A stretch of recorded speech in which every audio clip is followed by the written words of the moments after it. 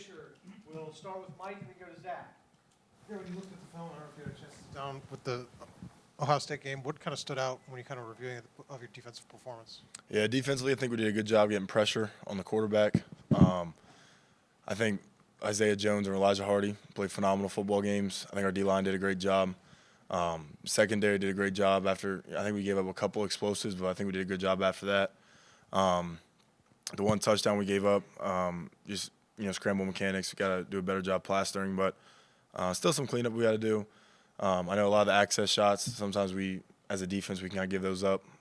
Just little out routes to. I think the receiver was Smith at the time. He had a couple of those to kind of get him going, but ultimately, I think we came out physical with bad intentions, and I think we did a good job for the most part in doing our job and limiting their explosive plays from a really good offense. We'll go Zach and then Matt. I may be wrong about this, but I believe you were one of the people that kind of waded into that scrum on the sideline during the Iowa game when Fernando takes the hit, going out of bounds on third down. I know in that moment everybody's just kind of trying to defend your teammate, whatever, but what does it say to his teammates about a quarterback that he's willing to take a hit like that in a moment like that? He's stretching for a first down. Obviously, I know it's a physical game, but he knows that kind of contact is coming. What does a quarterback, I guess, almost like prove to his teammates in a moment like that in your mind? Yeah, I was sitting next to him in the post-game interview when he said that he would die on the field, to play this game. And a lot of people laugh and chuckle about it, but he is dead serious. He will do anything it takes to win. He cares so much about his team and his teammates, and whatever it takes to win, he's going to do it. And if that's taking a big hit to reach for a first down on third down, he's going to do that. He's just been such a great leader and somebody that's so selfless. He's been a seamless fit since he's gotten here, and I think that's why he sacrifices everything to win. Going right to Matt Weaver and then Sammy. Aiden, Tyreek Tucker's a guy that you were with at JMU, came over at the same time as you did. You obviously was in the rotation last year, but has really exploded this year, first team all-conference. Just what have you seen from your time with him over there and then coming here and just his progress in the 2 years he's been here with this program? Yeah, he's been great. Talking to him this spring, it was different for him. Throughout his career, he had somebody to chase, that was in a starting spot ahead of him. And I remember talking to him in the spring, and he was like, it's a different feel when, you're not chasing somebody. And, he even said, but I still have that feeling, like I'm always chasing somebody. And I think that's why he's seen such steady improvement. Everything that he's done this year has been phenomenal. His pass rush has been great. His run, stuff and run blocking has been, amazing. Just getting off blocks, shedding blocks, making tackles.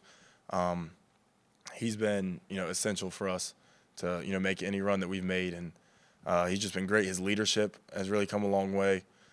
He's just done everything right. And, I can't say enough about him. He's done a great job. Real quick, a follow-up. I know you lost your dad and your stepfather. He lost his mom a year ago. Have you ever talked to him about that? And just kind of, because you obviously had experience with that and helped him through it. Yeah, we talked about it when it happened. He's not the type of person that really wants to talk about it a lot. I think a lot of it he kind of internalizes, and everybody deals with it a different way. But he's been great. The way he handled that.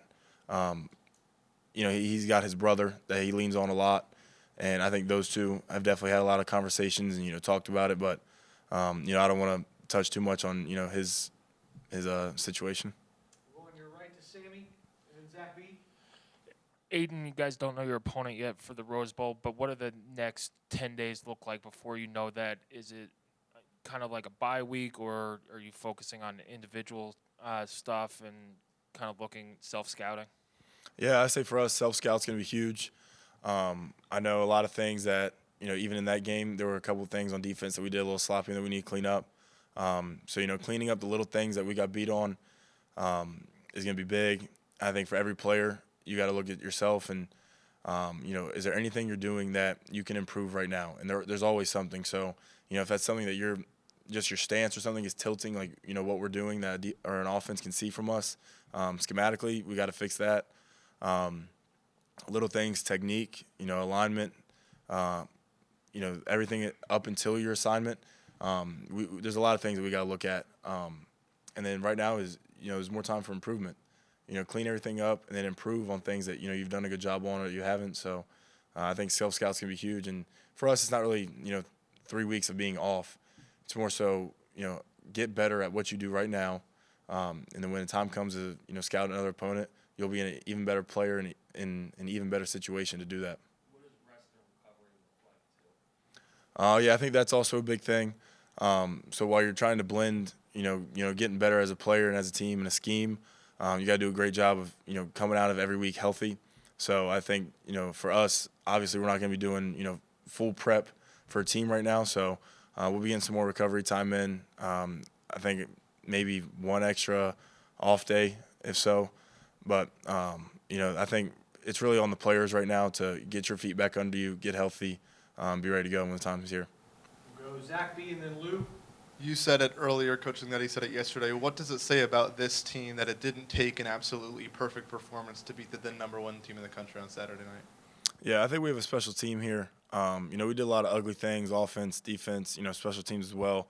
But for us, I think when it came down to it, and, in the biggest moments, that's when we shined as a team.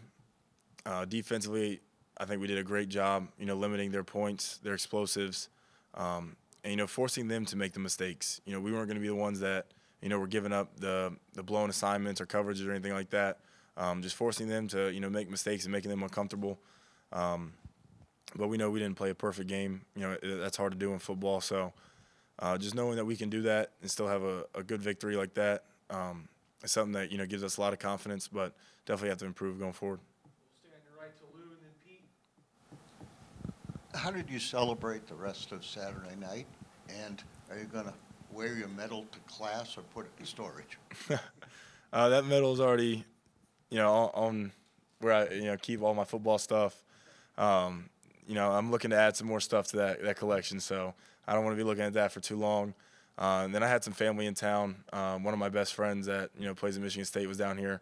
So it was good just spending time with them and, just celebrating for the rest of that night. And then, let it kind of leisure into a little bit. We don't have an opponent for the next couple of weeks, but I think we gave ourselves 24 to 48 hours. And, now we're on to, recovery, getting better, improving as players and, as a scheme. So I think we're kind of off that and on to the next.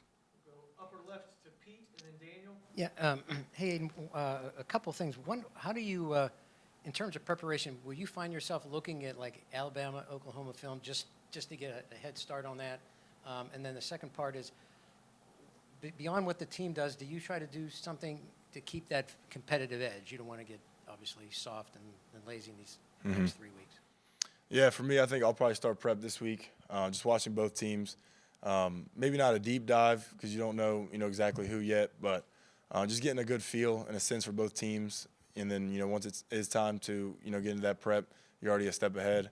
And then competitively, I don't think this team needs anything extra. The way we practice, the way we, lift and, do our runs, we're always talking to each other. And, if somebody's not doing the best job, we'll let you hear it. So just, continuing to be us, continuing to improve is the biggest thing for us. And just make sure we're not getting complacent, like you said.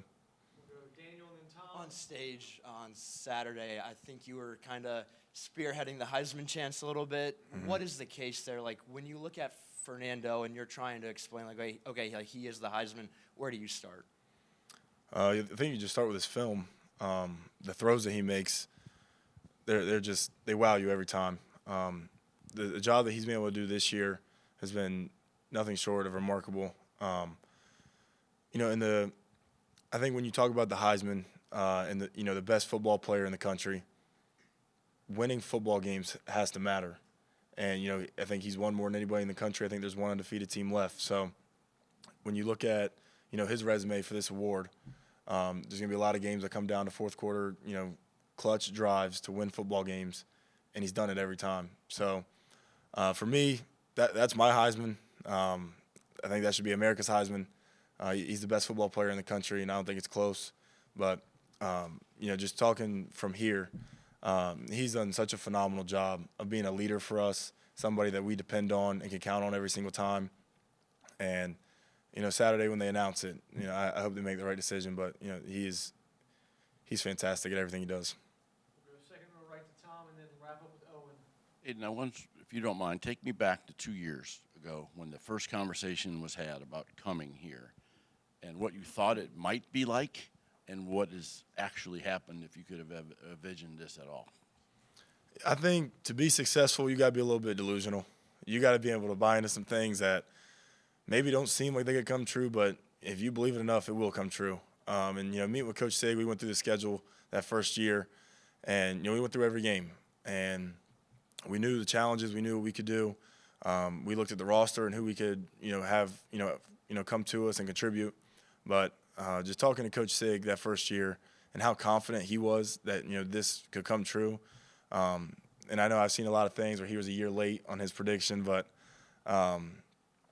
just the belief that he had in himself and in this program to turn around this quick, it was easy to, buy into that and believe in him after showing me what he could do at JMU for 2 years. And he walked me through my process before I even got there, and it came to fruition. So having Coach Sig at the head of this has been phenomenal. Everything that he's done has just propelled us forward in every single way. But 2 years ago, looking at it, you had to buy into that delusion. You had to buy into, we're going to be that team, and he did a great job of, helping us buy into it. Last one, second row left, Owen. And if I recall correctly, when Fernando went down, you went up to Alberto when he was warming up. Just what did you say to him in that moment, and what gives you confidence as a team that, barring something like that happens, he's able to thrust into that role? Yeah, I told him that we had his back. I said, go out there and just sling it. We have all the confidence in the world in you. And that dude's got some confidence too. He's got some swagger. He looked at me and said, I got us. Don't even worry about it. So, the confidence was just, flowing between me and him. So, in that case, I was extremely confident in Bert.